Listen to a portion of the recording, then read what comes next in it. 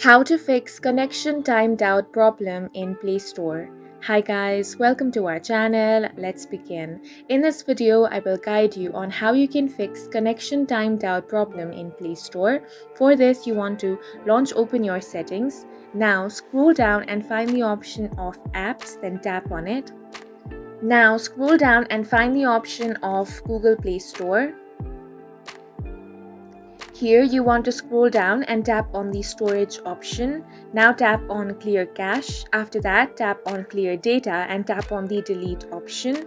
Once that is done, all of the application's data will be deleted permanently.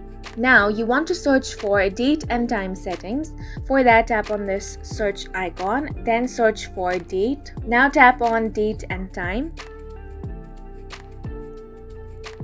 Here, you want to make sure automatic date and time is toggled on.